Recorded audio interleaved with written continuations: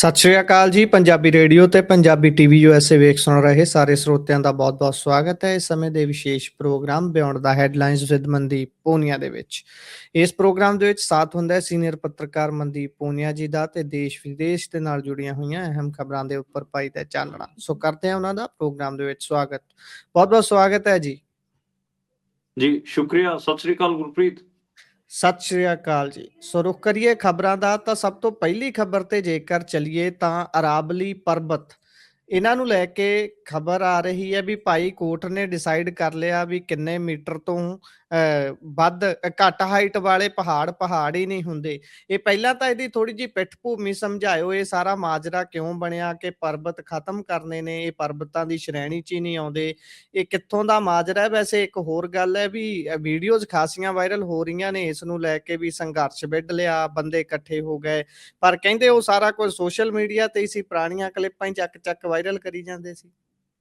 ਹਾਂਜੀ, ਬੇਸਿਕਲੀ ਜਿਹੜੀ ਅਰਾਵਲੀ ਹੈ ਉਹਨੂੰ ਓਲਡੈਸਟ ਰੇਂਜ ਮੰਨਿਆ ਜਾਂਦਾ ਗਾ ਤੇ ਸ਼ਾਇਦ ਦੂਜੇ ਨੰਬਰ ਦੀ ਹੈ। ਕਈ ਮਤਲਬ ਡਿਬੇਟ ਹੈ ਕਿ ਉਹ ਪਹਿਲੇ ਨੰਬਰ ਦੀ ਦੁਨੀਆ ਦੀ ਓਲਡੈਸਟ ਰੇਂਜ ਹੈ, ਮਾਊਂਟੇਨ ਰੇਂਜ ਹੈ ਦੂਜੇ ਨੰਬਰ ਦੀ। ਤੇ ਲੋਕ ਮਤਲਬ ਬੇਸਿਕਲੀ ਦੂਜੇ ਨੰਬਰ ਦੀ ਮੰਨਦੇ ਨੇ ਕਿ ਦੂਜੇ ਨੰਬਰ ਤੇ ਹੈਗੇ ਆ ਓਲਡੈਸਟ ਰੇਂਜ। ਤੇ ਉਹਦਾ 80% ਹਿੱਸਾ ਰਾਜਸਥਾਨ ਚ ਆਉਂਦਾ ਗਾ, ਕੁਛ ਉਹਦਾ ਗੁਜਰਾਤ ਚ ਆਉਂਦਾ ਗਾ, ਕੁਛ ਦਿੱਲੀ ਤੋਂ ਸ਼ੁਰੂ ਹੋ ਜਾਂਦੀ ਹੈ। ਦਿੱਲੀ, ਹਰਿਆਣਾ, ਫਿਰ ਰਾਜਸਥਾਨ, ਫਿਰ ਟਿਲ ਆਪਾਂ ਕਹਿ ਲਈਏ ਕਿ ਗੁਜਰਾਤ ਪਾਲਨਪੁਰ ਤੱਕ ਉਹ ਜਾਂਦੀ ਹੈਗੀ ਆ। ਤੇ ਇੱਕ এনवायरमेंट ਮਿਨਿਸਟਰੀ ਦੀ ਇੱਕ ਕਮੇਟੀ ਸੀ, ਉਹਨੇ ਇੱਕ ਰਿਪੋਰਟ ਬਣਾ ਕੇ ਭੇਜੀ ਸੀ ਕਿ ਸੁਪਰੀਮ ਕੋਰਟ 'ਚ ਡਿਬੇਟ ਚੱਲ ਰਹੀ ਸੀਗੀ ਬੇਸਿਕਲੀ ਮਾਈਨਿੰਗ ਨੂੰ ਲੈ ਕੇ। ਬਹੁਤ ਸਾਰੇ ਕੇਸਿਸ ਸੀਗੇ, ਪਟੀਸ਼ਨ ਸੀਗੇ ਕਿ ਮਾਈਨਿੰਗ ਬੰਦ ਹੋਣੀ ਚਾਹੀਦੀ ਪ੍ਰੋਟੈਕਟਿਡ ਅਰਾਵਲੀਜ਼ ਦੇ ਵਿੱਚ। ਤੇ ਉਹਨੂੰ ਲੈ ਕੇ ਫਿਰ ਜਿਹੜਾ এনवायरमेंट ਮਿਨਿਸਟਰੀ ਹੈ ਉਹਨੇ ਫਿਰ ਜਿਹੜੀ ਰਿਪੋਰਟ ਕਹੀ ਉਹਦੇ 'ਚ ਕਿਹਾ ਕਿ ਜਿਹੜਾ 100 ਮੀਟਰ ਤੋਂ ਘੱਟ ਦੇ ਜਿਹੜੇ ਪਹਾੜ ਨੇ ਉਹਨਾਂ ਨੂੰ ਪਹਾੜ ਹੀ ਨਹੀਂ ਮੰਨਣਾ ਚਾਹੀਦਾ। ਤੇ ਉਸ ਤੋਂ ਬਾਅਦ ਉਹਨੂੰ ਅਰਾਵਲੀ ਨਾ ਮੰਨਿਆ ਜਾਵੇ। ਉਸ ਤੋਂ ਬਾਅਦ ਇਹ ਪੂਰੀ ਫਿਰ ਡਿਬੇਟ ਸ਼ੁਰੂ ਹੋਈ। ਤੁਸੀਂ ਯਾਦ ਕਰੋ 3-4 ਸਾਲ ਪਹਿਲਾਂ ਦੀ ਗੱਲ ਹੈ ਜਦੋਂ ਸੁਪਰੀਮ ਕੋਰਟ ਦੀ ਇੱਕ ਕਮੇਟੀ ਅਰਾਵਲੀ ਪਹਾੜਾਂ ਨੂੰ ਚੈੱਕ ਕਰਨ ਗਈ ਸੀ, ਉਦੋਂ 31 ਪਹਾੜ ਗਾਇਬ ਮਿਲੇ ਸੀਗੇ। ਤੇ ਜੀ ਸੇਮ ਹੁਣ ਵੀ ਜਦੋਂ ਇਹ ਬਹਿਸ ਚੱਲੀ ਤਾਂ ਫਿਰ ਸੁਪਰੀਮ ਕੋਰਟ ਨੇ ਜਿਹੜੀ এনवायरमेंट ਮਿਨਿਸਟਰੀ ਨੇ ਜਿਹੜੀ ਰਿਪੋਰਟ ਕਹੀ ਸੀ ਕਿ 100 ਮੀਟਰ ਤੋਂ ਘੱਟ ਦੀ ਜਿਹੜੀ ਜਿਨ੍ਹਾਂ ਦੀ ਉਚਾਈ ਉਹਨਾਂ ਨੂੰ ਪਹਾੜ ਨਾ ਮੰਨਿਆ ਜਾਵੇ, ਤਾਂ ਫਿਰ ਉਹਨੂੰ ਐਕਸੈਪਟ ਕਰ ਲਿਆ। ਉਸ ਤੋਂ ਬਾਅਦ ਹੀ ਸਾਰਾ ਇਹ ਰੌਲਾ ਪਿਆ ਗਾ।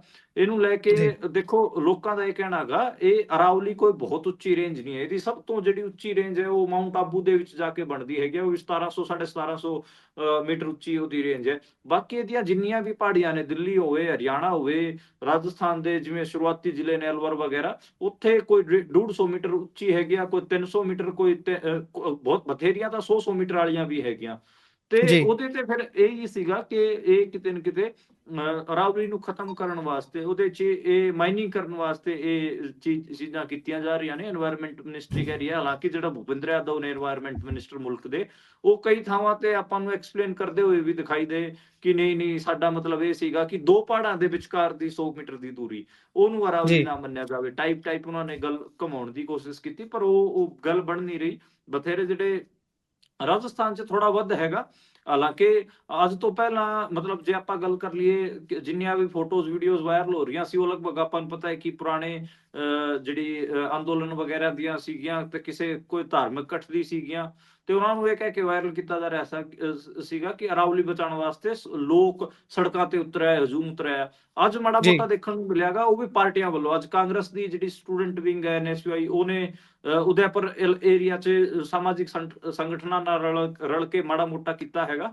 ਬਾਕੀ ਅੱਜ ਜੀ ਇੱਕ ਸਿਵਲ ਸੁਸਾਇਟੀ ਵਾਲੇ ਲੋਕਾਂ ਦਾ ਗਰੁੱਪ ਸਿੱਕਰ ਦੀ ਪਹਾੜੀਆਂ ਤੇ ਚੜ ਗਿਆ ਸੀਗਾ ਹਰਸ਼ ਪਰਬਤ ਤੇ। ਮਤਲਬ ਉਹ ਨਹੀਂ ਹੈਗਾ ਕਿ ਕਿਤੇ ਵੀ 100-200 ਤੋਂ ਵੱਧ ਲੋਕ ਅੱਜ ਕਲੈਕਟਰੇਟਸ ਤੇ ਵੀ ਜਾਂ ਫਿਰ ਕਹਿ ਲਈਏ ਕਿ ਅੰਦੋਲਨ ਦੇ ਉਸ ਤੌਰ ਤੇ ਵੀ ਦਿਖਾਈ ਨਹੀਂ ਦਿੱਤੇ।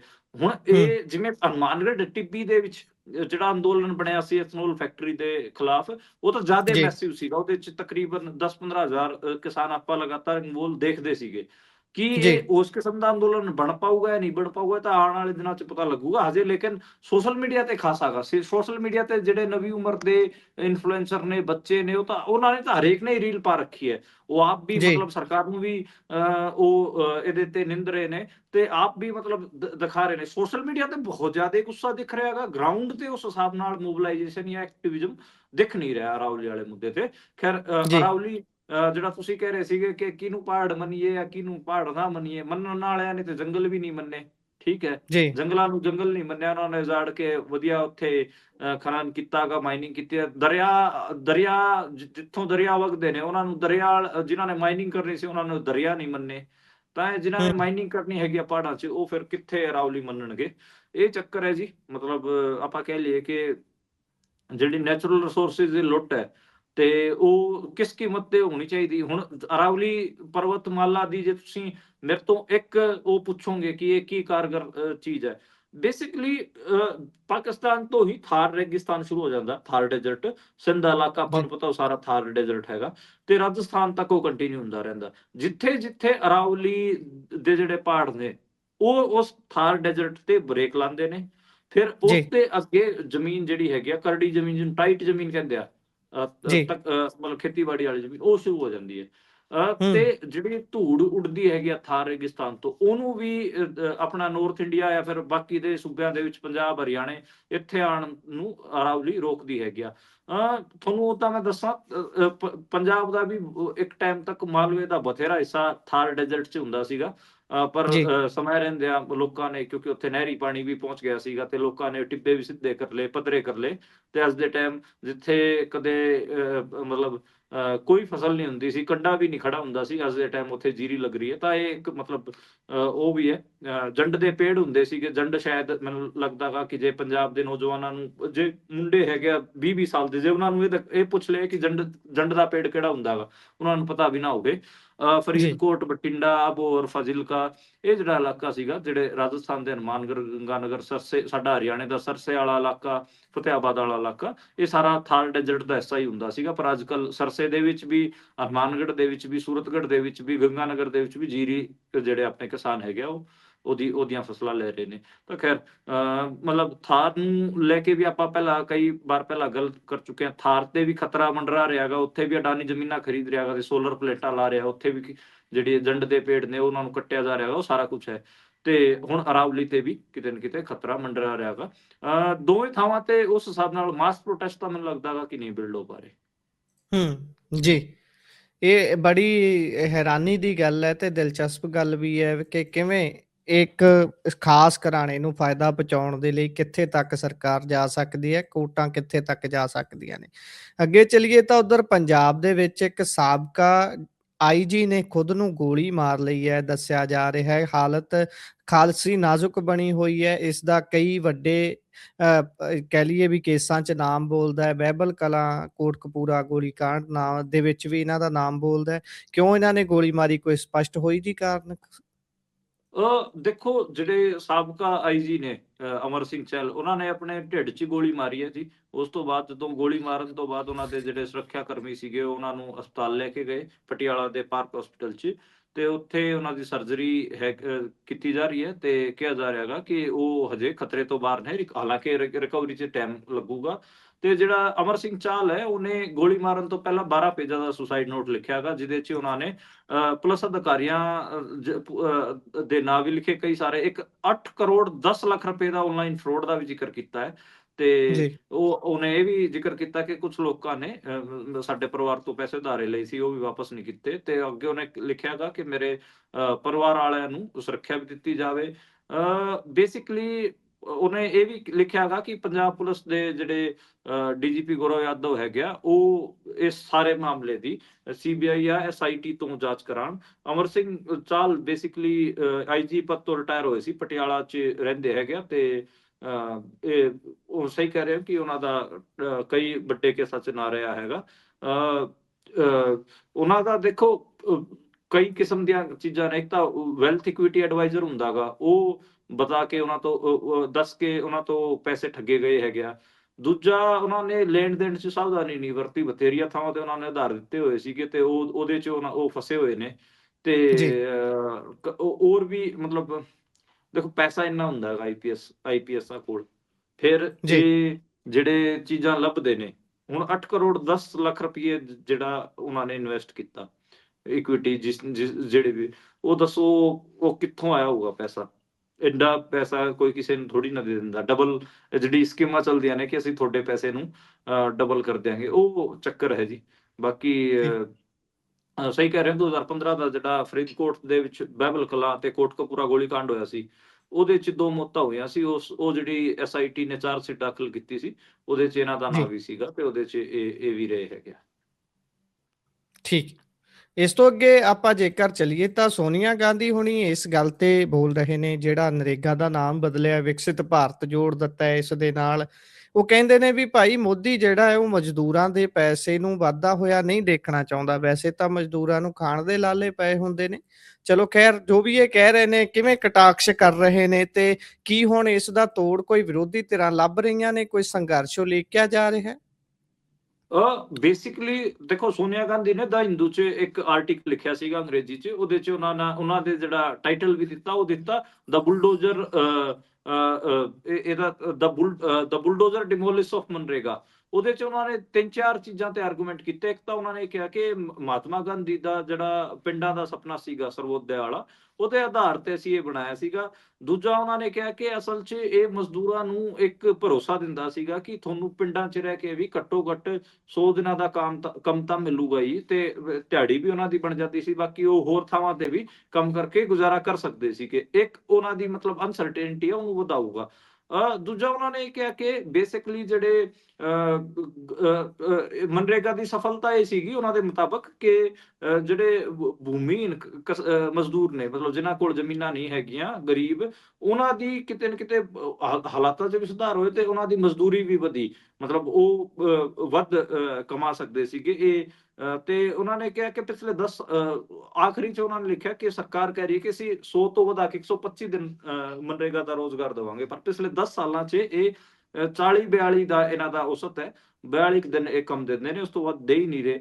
ਤਾਂ ਇਹ ਮਤਲਬ ਝੂਠੀ ਇਹ ਗੱਲ ਇਹ ਆਖ ਰਹੇ ਨੇ। ਉਹਨਾਂ ਨੇ ਮਤਲਬ ਇਹ ਵੀ ਆਖਿਆ ਕਿ ਕਿਸਾਨਾਂ ਤੋਂ ਜਦੋਂ ਤੋਂ 3 ਕਾਲੇ ਕਾਨੂੰਨ ਇਹ ਲੈ ਕੇ ਆਏ ਸੀ, ਉਸ ਤੋਂ ਬਾਅਦ ਫਿਰ ਇਹਨਾਂ ਨੇ MSP ਦਾ ਅਧਿਕਾਰ ਵੀ ਖੋਹ ਲਿਆ ਕਿਸਾਨਾਂ ਤੋਂ। ਤਾਂ ਉਹਦੇ ਕਰਕੇ ਕਿਤੇ ਨਾ ਕਿਤੇ ਜਿਹੜੀ ਨੈਸ਼ਨਲ ਫੂਡ ਸਿਕਿਉਰਿਟੀ ਹੈ ਦਾ ਕਾਨੂੰਨ ਹੈ, ਉਹ ਵੀ ਖਤਰੇ 'ਚ ਹੈਗਾ। ਮਤਲਬ ਇਹ ਨਹੀਂ ਕਿ ਸਿਰਫ ਮਨਰੇਗਾ ਤੇ ਅਟੈਕ ਕਰ ਰਹੇ ਨੇ, ਇਹ ਨੈਸ਼ਨਲ ਫੂਡ ਸਿਕਿਉਰਿਟੀ ਜਿਹੜਾ ਐਕਟ ਹੈ, ਉਹਦੇ ਤੇ ਵੀ ਹਮਲਾ ਕਰ ਰਹੇ ਨੇ, ਕਿਉਂਕਿ ਕਿਸਾਨਾਂ ਦੇ ਫਸਲਾਂ ਨੂੰ MSP ਤਾਂ ਖਰੀਦ ਨਹੀਂ ਰਹੇ। ਤਾਂ ਇਹ ਹੈਗਾ ਗਰੀਬ, ਉਹ ਮਤਲਬ ਇਹੀ ਹੈ ਕਿ ਗਰੀਬਾਂ ਦੀ ਜਿਹੜੀ ਰੋਜ਼ੀ ਰੋਟੀ ਹੈ, ਉਹਦੇ ਤੇ ਇਹਨਾਂ ਨੇ ਹਮਲਾ ਕੀਤਾ। ਇਹ ਸੋਨੀਆ ਗਾਂਧੀ ਦਾ ਮੇਨਲੀ ਇਸ ਆਰਟੀਕਲ 'ਚ ਆਰਗੂਮੈਂਟ ਸੀਗਾ। ਠੀਕ ਹੈ। ਇਸ ਤੋਂ ਅੱਗੇ ਜੇਕਰ ਆਪਾਂ ਚੱਲੀਏ ਤਾਂ ਉਧਰ ਯੂਕਰੇਨੀ ਸੈਨਾ ਦੀ ਕੈਦ ਦੇ ਵਿੱਚ ਇੱਕ ਗੁਜਰਾਤ ਦਾ ਵਿਦਿਆਰਥੀ ਹੈ। ਇਹ ਵੀਡੀਓ ਸਾਹਮਣੇ ਆਈ ਹੈ ਜੀ, ਸੱਚੀ ਗੱਲ ਹੈ? ਹਾਂਜੀ, ਬੇਸਿਕਲੀ ਯੂਕਰੇਨੀ ਜਿਹੜੀ ਆਰਮੀ ਹੈ, ਉਹਨੇ ਇੱਕ ਭਾਰਤ ਦੇ ਮੁੰਡੇ ਨੂੰ ਬੇਸਿਕਲੀ ਅਰੈਸਟ ਕਰ ਰੱਖਿਆ ਗਿਆ। ਉਹਦੀ ਇੱਕ ਵੀਡੀਓ ਉਹਨਾਂ ਨੇ ਜਾਰੀ ਕੀਤੀ ਹੈ। ਉਹਦੇ 'ਚ ਉਹ ਜਿਹੜਾ ਮੁੰਡਾ ਗਾ ਬੇਸਿਕਲੀ ਸਟੂਡੈਂਟ ਹੈ, ਮੁਹੰਮਦ ਹੁਸੈਨ ਉਹਦਾ ਨਾਂ ਹੈ, ਉਹ ਉਸ ਵੀਡੀਓ 'ਚ ਕਹਿੰਦਾ ਹੋਇਆ ਦਿਖਾਈ ਦੇ ਰਿਹਾ ਗਾ ਕਿ ਮੈਨੂੰ ਬੇਸਿਕਲੀ ਰਸ਼ੀਅਨ ਆਰਮੀ ਨੇ ਝੂਠੇ ਡਰਗ ਕੇਸ 'ਚ ਫਸਾ ਕੇ ਧੱਕੇ ਨਾਲ ਜਬਰਨ ਭਰਤੀ ਕਰ ਲਿਆ ਸੀ, ਤੇ ਹੁਣ ਮੈਨੂੰ ਫਿਰ ਯੁੱਧ 'ਚ ਭੇਜਤਾ ਸੀਗਾ।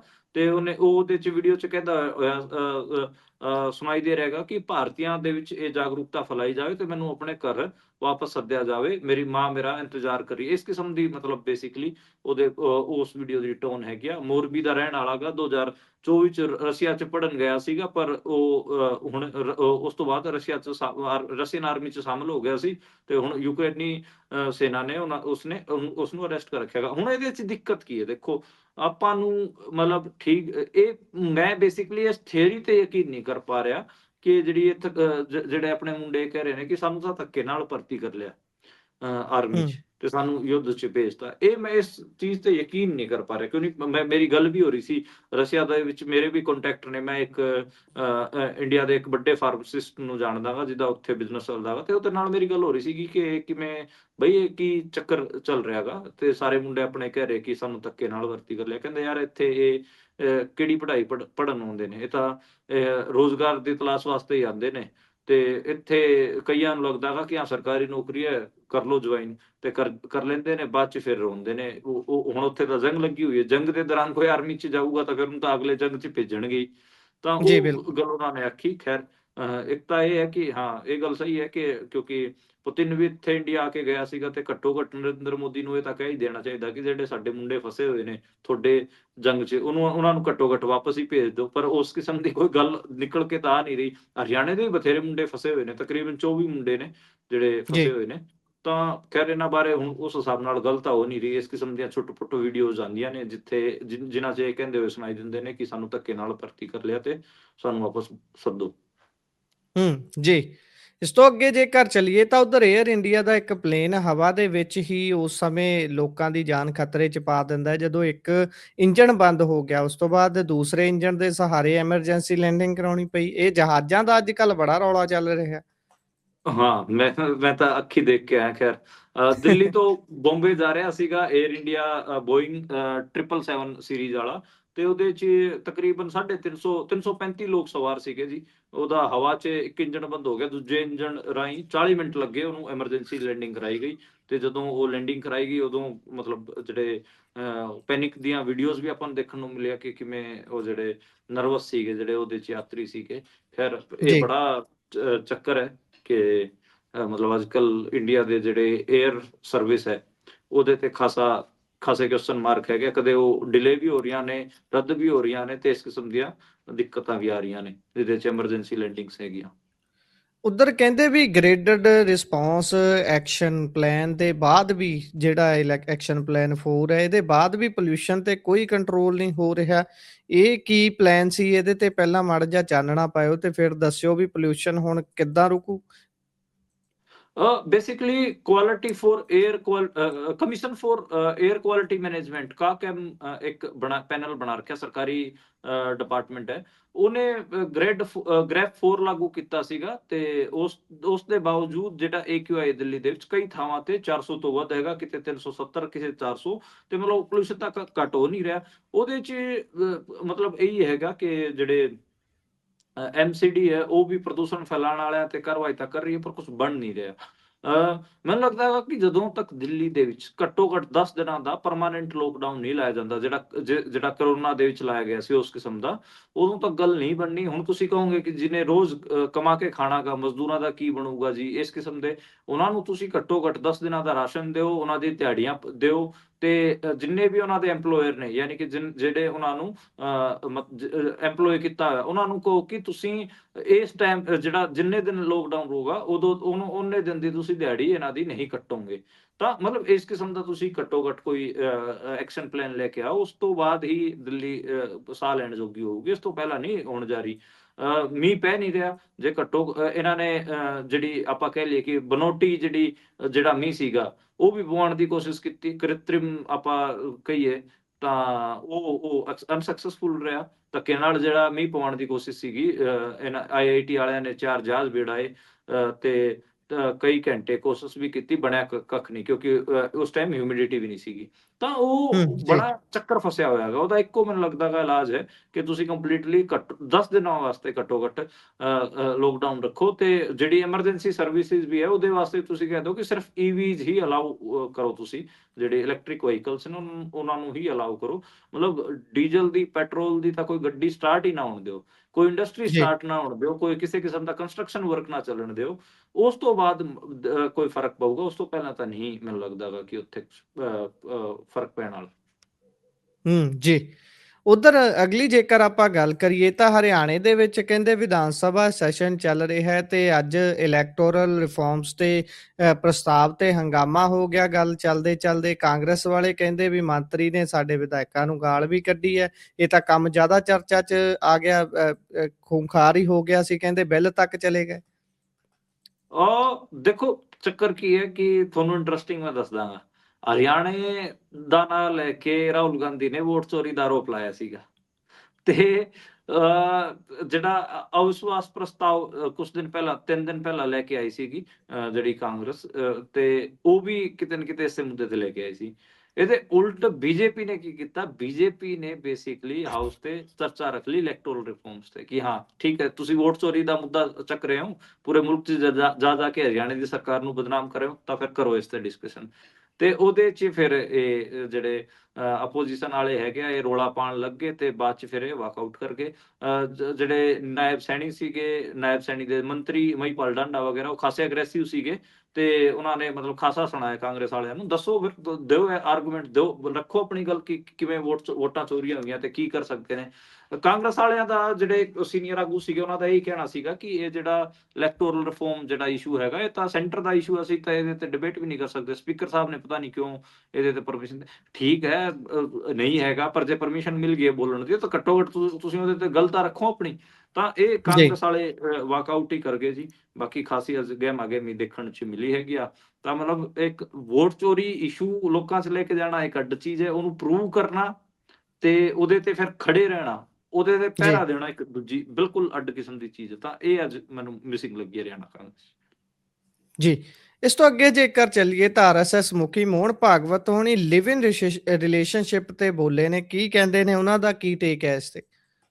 ਦੇਖੋ ਲਿਵ ਇਨ ਰਿਲੇਸ਼ਨਸ਼ਿਪਸ ਦੇ ਬਾਰੇ ਡਿਬੇਟ ਉਦੋਂ ਤੋਂ ਛਿੜੀ ਹੈ ਜਦੋਂ ਤੋਂ ਉੱਤਰਾਖੰਡ ਦੀ ਸਰਕਾਰ ਨੇ, ਧਾਮੀ ਸਰਕਾਰ ਨੇ ਕਿਹਾ ਕਿ ਜੇ ਕੋਈ ਕਪਲ ਲਿਵ ਇਨ ਰਿਲੇਸ਼ਨਸ਼ਿਪ 'ਚ ਰਹਿ ਰਿਹਾ ਹੈਗਾ ਤੇ ਉਹਦੀ ਜਾਣਕਾਰੀ ਤੁਸੀਂ ਪੁਲਿਸ ਸਟੇਸ਼ਨ 'ਚ ਦੋਗੇ ਤੇ 3 ਮਹੀਨਿਆਂ ਅੰਦਰ ਇੱਕ ਵਾਰ ਜ਼ਰੂਰ ਅਪਡੇਟ ਕਰੋਗੇ ਉਹਨਾਂ ਨੂੰ। ਇਸ ਕਿਸਮ ਦੇ ਜਦੋਂ ਉਹਨਾਂ ਨੇ ਪ੍ਰੋਵੀਜ਼ਨ ਕੀਤੇ, ਉਸ ਤੋਂ ਬਾਅਦ ਪੂਰੇ ਮੁਲਕ ਭਰ ਦੇ ਜਿਹੜੇ ਪ੍ਰੋਗਰੈਸਿਵ ਲੋਕ ਸੀਗੇ ਉਹ ਕਹਿਣ ਲੱਗੇ ਕਿ ਲਿਵ ਇਨ ਰਿਲੇਸ਼ਨਸ਼ਿਪ ਦਾ ਮਤਲਬ ਤਾਂ ਇਹ ਹੁੰਦਾਗਾ ਕਿ ਕੋਈ ਕਾਗਜ਼ੀ ਕਾਰਵਾਈ ਨਾ ਹੋਵੇ ਇੱਕ ਵਾਰ ਤੇ ਉਹ ਨਾ ਹੋਵੇ, ਜੇ ਪੁਲਿਸ ਨੂੰ ਦੱਸਣਾ ਹੀ ਪੈ ਗਿਆ ਫਿਰ ਤਾਂ ਵਿਆਹ ਹੀ ਨਹੀਂ ਕਰਾ ਲੈਣਗੇ ਅਗਲੇ। ਇਸ ਕਿਸਮ ਦਾ ਜਿਹੜਾ ਡਿਬੇਟ ਸੀਗਾ ਉਹ ਬਣਿਆ। ਉਸ ਤੇ ਫਿਰ ਆਰਐਸਐਸ ਨੇ ਸਟੈਂਡ ਲਿਆਗਾ। ਆਰਐਸਐਸ ਕਹਿ ਰਿਹਾ ਕਿ ਜਿਹੜਾ ਲਿਵ ਇਨ ਰਿਲੇਸ਼ਨਸ਼ਿਪ ਹੈਗਾ ਇਹ ਬੇਸਿਕਲੀ ਇਹ ਇਸ ਕਿਸਮ ਦੇ ਲੋਕ ਨੇ ਕਿ ਕਿਸੇ ਵੀ ਕਿਸਮ ਦੀ ਜ਼ਿੰਮੇਵਾਰੀ ਲੈਣ ਵਾਸਤੇ ਇਹ ਤਿਆਰ ਨਹੀਂ ਹੈ। ਕਿਆ ਵਿਆਹ ਦਾ ਮਤਲਬ ਵਿਆਹ ਸਿਰਫ ਸ਼ਾਰੀਰਿਕ ਸੰਤੁਸ਼ਟੀ ਵਾਸਤੇ ਨਹੀਂ ਹੁੰਦਾ, ਜੀ ਉਹਦਾ ਇੱਕ ਬਹੁਤ ਵੱਡਾ ਮਤਲਬ ਹੁੰਦਾ ਸਮਾਜ ਵਾਸਤੇ। ਤੇ ਜਿਹੜੇ ਵਿਆਹ ਦੀ ਉਮਰ ਹੈਗੀ ਉਹਨਾਂ ਨੇ 19 ਤੋਂ 25 ਦੱਸਿਆ। ਹਾਲਾਂਕਿ ਵਿਆਹ ਵਾਲੀ ਉਮਰ ਤੋਂ ਮੈਂ ਬਿਲਕੁਲ ਵੀ ਸਹਿਮਤ ਨਹੀਂ ਆ, ਸਹਿਮਤ ਤਾਂ ਉਹਨਾਂ ਦੀ ਦੂਜੀ ਗੱਲ ਤੋਂ ਵੀ ਨਹੀਂ ਆ। ਤਾਂ ਇੱਕ ਆਰਐਸਐਸ ਨੇ ਆਪਣੀ ਪੋਜੀਸ਼ਨ ਰੱਖੀ ਹੈਗੀ ਆ। ਦੇਖੋ ਲਿਬਰਲਸ ਜਿਹੜੇ ਹੈਗੇ ਆ ਉਹਦੇ ਚ ਇੱਕ ਦਿੱਕਤ ਤਾਂ ਹੈਗੀ ਆ, ਉਹਨਾਂ ਦੇ ਇੰਡੀਵਿਜੂਅਲਿਜ਼ਮ ਬਹੁਤ ਜ਼ਿਆਦਾ ਹੈਗਾ। ਉਹ ਜੀ ਕਿਸੇ ਵੀ ਕਿਸਮ ਦੀ ਜ਼ਿੰਮੇਵਾਰੀ ਜਿਹੜੀ ਕਿ ਟ੍ਰੈਡੀਸ਼ਨਲ ਸੁਸਾਇਟੀਜ਼ ਤੋਂ ਆ ਰਹੀ ਹੈਗੀ ਆ, ਚਾਹੇ ਪਿੰਡੂ ਸੁਸਾਇਟੀ ਤੋਂ ਆਵੇ ਜਾਂ ਫਿਰ ਕਿਸੇ ਕਾਸਟ ਗਰੁੱਪ ਤੋਂ ਆਵੇ ਜਾਂ ਕਿਸੇ ਰਿਲੀਜੀਅਸ ਗਰੁੱਪ ਤੋਂ ਆਵੇ, ਉਸ ਤੋਂ ਬਚਦੇ ਨੇ। ਉਹ ਸ਼ਹਿਰਾਂ 'ਚ ਜੀ ਸੈਟਲ ਹੋ ਗਏ, 1 ਬੈਡਰੂਮ ਲੈ ਲਿਆ, ਉਸ ਤੋਂ ਬਾਅਦ ਜੇ ਉਹਨਾਂ ਨੇ ਕੋਈ ਰਿਲੇਸ਼ਨ ਮੇਨਟੇਨ ਕਰਨੇ ਨੇ, ਕਈ ਵਾਰੀ ਤਾਂ ਉਹ ਮਲਟੀਪਲ ਰਿਲੇਸ਼ਨਸ ਦੇ ਵਿੱਚ ਹੁੰਦੇ ਨੇ, ਜਾਂ ਜੀ ਫਿਰ ਜੇ ਰਿਲੇਸ਼ਨ 'ਚ ਹੁੰਦੇ ਹੈਗੇ ਆ ਤਾਂ ਉਹ ਇਸ ਕਿਸਮ ਦੇ ਰਿਲੇਸ਼ਨ 'ਚ ਹੁੰਦੇ ਹੈਗੇ ਆ ਜਿਹਦੇ 'ਚ ਕੋਈ ਲਾਇਬਿਲਿਟੀ ਨਾ ਹੋਵੇ। ਮਤਲਬ ਜਦੋਂ ਹੂੰ ਮਨ ਕੀਤਾ ਐਗਜ਼ਿਟ ਹੋ ਕੇ ਨਿਕਲ ਗਏ। ਤਾਂ ਉਹ ਜੀ ਇੱਕ ਮਤਲਬ ਖਤਰਨਾਕ ਵੀ ਹੈ ਕਈ ਸੈਂਸ 'ਚ, ਮਤਲਬ ਤੇ ਉਹਦੇ 'ਚ ਕਈ ਸਾਰੇ ਕੁਐਸਚਨ ਵੀ ਹੈਗੇ ਆ। ਵੈਸਟਰਨ ਵਰਲਡ ਦੇਖੋ, ਵੈਸਟਰਨ ਵਰਲਡ ਵੀ ਇੰਨਾ ਓਪਨ ਨਹੀਂ ਹੈ ਜਿੰਨਾ ਮਤਲਬ ਇੰਡੀਆ ਦੇ ਵਿੱਚ ਪ੍ਰਸਤੁਤ ਕਰ ਦਿੱਤਾ ਜਾਂਦਾ ਹੈਗਾ। ਤਾਂ ਇੱਕ ਕਿਸੇ ਕਿਸਮ ਦੀ ਇੱਕ ਸੋਸ਼ਲ ਜਿਹੜਾ ਆਪਾਂ ਕਹਿ ਲਈਏ ਕਿ ਕੰਟਰੈਕਟ ਬਹੁਤ ਜ਼ਰੂਰੀ ਹੁੰਦਾ ਹੈਗਾ। ਜੀ ਹਾਲਾਂਕਿ ਜਿਹੜਾ ਇਹ ਹੈਗਾ ਕਿ ਬਈ ਲਿਵ ਇਨ ਰਿਲੇਸ਼ਨਸ਼ਿਪ ਵਾਲੇ ਕਪਲਸ ਨੂੰ ਹਰ 3 ਮਹੀਨੇ ਬਾਅਦ ਜਾ ਕੇ ਪੁਲਿਸ ਨੂੰ ਦੱਸਣਾ ਪਊਗਾ, ਇਹਦੇ ਨਾਲ ਮੈਂ ਬਿਲਕੁਲ ਸਹਿਮਤ ਨਹੀਂ ਆ। ਹਾਂ, ਪਰ ਮੈਂ ਇਸ ਚੀਜ਼ ਦੇ ਅਗੇਂਸਟ ਹਾਂ ਕਿ ਕੋਈ ਵੀ ਲਿਵ ਇਨ ਰਿਲੇਸ਼ਨਸ਼ਿਪ ਜੇ ਉਹ ਸੀਕ੍ਰੇਟ ਹੈਗਾ ਉਹਦੇ ਮੈਂ ਉਲਟਾ ਸੀਕ੍ਰੇਟ, ਜੇ ਕੋਈ ਵੀ ਲਿਵ ਇਨ ਰਿਲੇਸ਼ਨਸ਼ਿਪ ਜੇ ਸੀਕ੍ਰੇਟ ਹੁੰਦਾਗਾ ਉਹਦੇ 'ਚ ਦਿੱਕਤ ਇਹ ਹੈ। ਦਿੱਕਤ ਇੱਕ ਹੈ ਕਿ ਉਹਦੇ 'ਚ ਔਰਤ ਦਾ ਜਿਹੜਾ ਆਪਾਂ ਕਹਿ ਲਈਏ ਕਿ ਉਹਦੇ ਨਾਲ ਜਿਹੜਾ ਆਪਾਂ ਕਹਿ ਲਈਏ ਕਿ ਉਹਦਾ ਜਿਹੜਾ ਆਪਾਂ ਕੀ ਕਵਾਂਗੇ, ਔਰਤਾਂ ਨਾਲ ਧੱਕੇ ਹੋਣ ਦੀ ਜਿਹੜੀ ਗੁੰਜਾਇਸ਼ ਹੈ ਉਹ ਸੀਕ੍ਰੇਟ ਜੀ ਰਿਲੇਸ਼ਨਸ ਦੇ ਵਿੱਚ ਜ਼ਿਆਦਾ ਹੁੰਦੀ ਹੈ। ਜਿਹੜੇ ਇਸ ਕਿਸਮ ਦੇ ਕੇਸ ਆਉਂਦੇ ਨੇ ਕਿ ਵਿਆਹ ਦਾ ਝਾਂਸਾ ਦੇ ਕੇ ਰੇਪ ਕੀਤਾ, ਉਹ ਇਸ ਕਿਸਮ ਦੇ ਹੀ ਕੇਸ ਹੁੰਦੇ ਨੇ। ਤਾਂ ਮੈਨੂੰ ਲੱਗਦਾ ਹੈਗਾ ਜੀ ਕਿ ਜੀ ਜੇ ਤੁਸੀਂ ਲਿਵ ਇਨ ਰਿਲੇਸ਼ਨਸ਼ਿਪ ਦੇ ਵਿੱਚ ਵੀ ਰਹਿ ਰਹੇ ਹੋ ਤਾਂ ਘੱਟੋ ਘੱਟ ਤੁਹਾਡੇ 4 ਦੋਸਤਾਂ ਨੂੰ ਦੱਸ ਕੇ ਤੁਸੀਂ ਰਹੋ। ਤੁਹਾਡੇ ਆਲੇ ਦੁਆਲੇ ਜਿਹੜੀ ਸੋਸ਼ਲ ਕੈਪੀਟਲ ਉਹਨੂੰ ਪਤਾ ਹੋਵੇ ਕਿ ਬਈ ਇਹ 2 ਬੰਦੇ ਨੇ, ਇਹ ਲਿਵ ਇਨ ਰਿਲੇਸ਼ਨਸ਼ਿਪ 'ਚ ਰਹਿ ਰਹੇ ਹੈ, ਤਾਂ ਕਿ ਕੱਲ ਨੂੰ ਉਹਨਾਂ ਦੋਵਾਂ ਦੇ ਵਿਚਕਾਰ ਕੋਈ ਵਿਵਾਦ ਹੋਵੇ ਤਾਂ ਘੱਟੋ ਘੱਟ ਉਹ ਸੋਸ਼ਲੀ ਗਵਾਹੀਆਂ ਦੇਣ ਜੋਗੇ ਤਾਂ ਹੋ ਜਾਣ। ਹੁਣ ਕੋਈ ਤੁਸੀਂ ਕਿਸੇ ਨੂੰ ਦੱਸੋਗੇ ਹੀ ਨਹੀਂ ਕਿ ਤੁਸੀਂ ਕਿਵੇਂ ਰਹਿ ਰਹੇ ਹੋ, ਬਾਅਦ 'ਚ ਫਿਰ ਤੁਸੀਂ ਇੱਕੋ ਲੱਖ ਤੇ ਕਹਿੰਦੇ ਹੋ ਕਿ ਮੈਂ ਤਾਂ ਇਹਦੇ ਨਾਲ ਰਹਿ ਰਿਹਾ ਸੀਗਾ ਤੇ ਇਹਨੇ ਮੇਰੇ ਨਾਲ ਇਹ ਕਰ ਦਿੱਤਾ, ਤਾਂ ਫਿਰ ਲੋਕ ਕਿਵੇਂ ਉਹਦੀ ਮਤਲਬ ਉਹਦੇ 'ਚ ਕਿਵੇਂ ਸਹਾਰਾ ਬਣਨਗੇ, ਕਿਵੇਂ ਮਦਦ ਕਰ ਸਕਦੇ ਹੈਗੇ ਆ। ਤਾਂ ਮਤਲਬ ਜੀ ਪਲੱਸ ਦੀ ਜਾਂ ਸਟੇਟ ਦੀ ਇੰਟਰਵੈਂਸ਼ਨ ਦੇ ਮੈਂ ਉਲਟਾ, ਪਰ ਮੈਂ ਸੀਕ੍ਰੇਟ ਰਿਲੇਸ਼ਨ ਦੇ ਵੀ ਉਲਟਾ ਮੈਂ ਮੰਨਦਾਗਾ ਕਿ ਘੱਟੋ ਘੱਟ ਤੁਸੀਂ ਆਪਣੇ ਆਲੇ ਦੁਆਲੇ ਦੇ ਦੋਸਤਾਂ ਨੂੰ ਜਾਂ ਪਰਿਵਾਰ ਨੂੰ ਦੱਸ ਦੋ ਤਾਂ ਬਹੁਤ ਬਿਹਤਰ ਹੈ, ਪਰ ਘੱਟੋ ਘੱਟ ਜੀ ਆਪਣੇ ਦੋਸਤਾਂ ਨੂੰ ਜ਼ਰੂਰ ਦੱਸ ਕੇ ਲਿਵ ਇਨ ਰਿਲੇਸ਼ਨਸ਼ਿਪ 'ਚ ਰਹੋ। ਆਰਐਸਐਸ ਦੀ ਬਹੁਤ ਕਲੀਅਰ ਪੋਜੀਸ਼ਨ ਹੈ ਕਿ ਵਿਆਹ ਹੋਣਾ ਚਾਹੀਦਾ, ਓਪਨ ਲਿਵ ਇਨ ਰਿਲੇਸ਼ਨਸ਼ਿਪ ਦੀ ਕੋਈ ਥਾਂ ਨਹੀਂ ਹੈਗੀ ਆ। ਤੇ ਉਹਨੇ ਆਈਡੀਅਲ ਏਜ ਵੀ ਦੱਸਦੀ ਹੈ 19 ਤੋਂ ਲੈ ਕੇ 25 ਤੱਕ ਵਿਆਹ ਕਰ ਦਿਓ ਬੱਚਿਆਂ ਦੇ। ਜੀ ਇਸ ਤੋਂ ਅੱਗੇ ਜੇਕਰ ਚੱਲੀਏ ਤਾਂ ਉਧਰ ਸੰਗੀਤਕ ਜਗਤ ਦੇ ਵਿੱਚ ਪੰਜਾਬ ਦੇ ਵਿੱਚ ਸੋਗ ਦੀ ਲਹਿਰ ਹੈ, ਪੂਰਨ ਸ਼ਾਹ ਕੋਟੀ ਨਹੀਂ ਰਹੇ। ਹਾਂਜੀ, ਮਾਸਟਰ ਸਲੀਮ ਦੇ ਜਿਹੜੇ ਫਾਦਰ ਸਾਹਿਬ ਸੀ ਪੂਰਨ ਸ਼ਾਹ ਕੋਟੀ, ਉਹ 72 ਸਾਲ ਦੀ ਉਮਰ 'ਚ ਅੱਜ ਚੜ੍ਹਾਈ ਕਰ ਗਏ ਹੈਗੇ ਆ। ਤੇ ਉਹ ਸ਼ਾਹਕੋਟੀ ਸੀਗੇ। ਉਹ ਬੇਸਿਕਲੀ ਉਹਨਾਂ ਦੇ 2 ਪੁੱਤਰ ਹੈਗੇ ਆ ਤੇ ਦੋਵੇਂ ਪੰਜਾਬੀ ਮਿਊਜ਼ਿਕ ਇੰਡਸਟਰੀ 'ਚ ਹੈਗੇ ਆ। ਪੂਰਨ ਸ਼ਾਹਕੋਟੀ ਬੇਸਿਕਲੀ ਹੰਸਰਾਜ ਹੰਸ, ਜਸਬੀਰ ਜੱਸੀ, ਬੱਬੂ ਮਾਨ ਔਰ ਕਈ ਸਾਰੇ ਜਿਹੜੇ ਸਿੰਗਰ ਹੈਗੇ ਆ, ਉਹਨਾਂ ਨੇ ਮਿਊਜ਼ਿਕ ਸਿਖਾਇਆ ਹੈਗਾ। ਉਹਨਾਂ ਦੇ ਗੁਰੂ ਰਹੇ ਨੇ, ਉਸਤਾਦ ਰਹੇ ਨੇ। ਤੇ ਅੱਜ ਉਹਨਾਂ ਦੀ ਜਿਹੜੀ ਡੈਥ ਹੋਈ ਹੈ, ਉਸ ਤੋਂ ਬਾਅਦ ਬਥੇਰੇ ਜਿਹੜੇ ਸਿੰਗਰ ਵਗੈਰਾ ਉਹਨਾਂ ਦੇ ਘਰ ਪਹੁੰਚੇ ਸੀਗੇ। ਜਲੰਧਰ ਉਹ ਰਹਿੰਦੇ ਸੀਗੇ ਤੇ ਜਲੰਧਰ ਦੇ ਵਿੱਚ ਈਵਨ ਹੰਸਰਾਜ ਹੰਸ ਜਾਂ ਹੋਰ ਜਿਹੜੇ ਵੱਡੇ ਸਿੰਗਰ ਹੈਗੇ ਆ, ਉਹ ਵੀ ਪਹੁੰਚੇ ਹੋਏ ਸੀ। ਪੂਰਨ ਜੀ ਸ਼ਾਹਕੋਟੀ ਮਤਲਬ ਕਾਫੀ ਸਮਾਂ ਤੋਂ ਬਿਮਾਰ ਵੀ ਸੀਗੇ। ਦਵਾਈਆਂ ਉਹਨਾਂ ਦੀਆਂ ਚੱਲ ਰਹੀਆਂ ਸੀ, ਪਰ ਹੁਣ ਅੱਜ ਉਹਨਾਂ ਦੀ ਡੈਥ ਹੋਈ ਹੈ ਜੀ। ਤੇ ਸ਼ਾਹਕੋਟ ਸ਼ਹਿਰ ਜੀ 'ਚ ਦਾ ਨਾਂ ਉਹਨਾਂ ਨੇ ਮਤਲਬ ਪੂਰੀ ਸ਼ਾਹਕੋਟ ਸ਼ਹਿਰ ਦਾ ਨਾਂ ਪੂਰੇ ਦੁਨੀਆ 'ਚ ਉਹਨਾਂ ਨੇ ਉਜਾਗਰ ਕੀਤਾ ਸੀਗਾ। ਤੇ ਪਿਛਲੇ ਆਪਾਂ ਕਹਿ ਲਈਏ ਕਿ ਕੁਝ ਦਿਨਾਂ ਅੰਦਰ ਜੇ ਮੈਂ ਠੀਕ ਢੰਗ ਨਾਲ ਮੇਰੇ ਜੇ ਯਾਦ ਹੋਵੇ ਤਾਂ ਜਸਵਿੰਦਰ ਭੱਲਾ ਹੋ ਗਿਆ, ਰਾਜਵਿੰਦਰ ਜਵੰਦਾ, ਚਰਨਜੀਤ ਸਿੰਘ ਆਹੂਜਾ, ਹਰਮਨ ਸਿੱਧੂ, ਗੁਰਮੀਤ ਸਿੰਘ ਮਾਨ ਤੇ ਅੱਜ ਫਿਰ ਉਸਤਾਦ ਪੂਰਨ ਸ਼ਾਹਕੋਟੀ ਦਾ ਮਤਲਬ 2025 ਜਾਂਦੇ ਇਹ 6-7 ਕਲਾਕਾਰ ਜਿਹੜੇ ਮੇਰੇ ਮਤਲਬ ਦਿਮਾਗ 'ਚ ਚੇਤੇ ਆ ਰਹੇ ਨੇ, ਉਹਨਾਂ ਦੀ 3-4 ਮਹੀਨਿਆਂ ਅੰਦਰ ਹੀ ਡੈਥ ਹੋਈ ਹੈ ਜੀ। ਜੀ ਆਖਰੀ ਖਬਰ ਵੱਲ ਵਧੀਏ। ਉਧਰ ਇੱਕ ਸਿੱਖ ਨੌਜਵਾਨ ਨੂੰ ਐਗਜ਼ਾਮ 'ਚ ਬੈਠਣ ਤੋਂ ਰੋਕਿਆ ਗਿਆ, ਐਗਜ਼ਾਮ ਨਹੀਂ ਦੇਣ ਦਿੱਤਾ ਗਿਆ, ਅਜਿਹਾ ਕਿਉਂ? ਇਹ ਹੁਸ਼ਿਆਰਪੁਰ ਦੀ ਖਬਰ ਹੈ ਜੀ। ਉੱਥੇ ਇੱਕ ਸਿੱਖ ਨੌਜਵਾਨ ਨੇ ਕੜਾ ਤੇ ਕਿਰਪਾਨ ਸ੍ਰੀ ਸਾਹਿਬ ਪਾਈ ਹੋਈ ਸੀ ਤੇ ਉਹਦੀ ਫਿਰ ਪ੍ਰੀਖਿਆ 'ਚ ਐਂਟਰੀ ਨਹੀਂ ਹੋਣ ਦਿੱਤੀ ਗਈ। ਤੇ ਉਸ ਤੋਂ ਬਾਅਦ ਜਦੋਂ ਉਹ ਮੁੰਡੇ ਦੇ ਜਿਹੜੇ ਪੇਰੈਂਟਸ ਸੀਗੇ, ਉਹ ਵਿਰੋਧ ਕਰਨ ਬਾਅਦ ਪਹੁੰਚੇ ਤੇ ਪੁਲਿਸ ਨੂੰ ਵੀ ਸੱਦਿਆ। ਉਸ ਤੋਂ ਬਾਅਦ ਫਿਰ ਮਤਲਬ ਜਿਹੜਾ ਪ੍ਰਾਈਵੇਟ ਸਕੂਲ ਵਾਲਾ ਸੀਗਾ, ਜਿੱਥੇ ਐਗਜ਼ਾਮ ਹੋ ਰਿਹਾ ਸੀਗਾ, ਉਹਨੇ ਆਪਣੀ ਗਲਤੀ ਮੰਨੀ ਹੈਗੀ ਆ।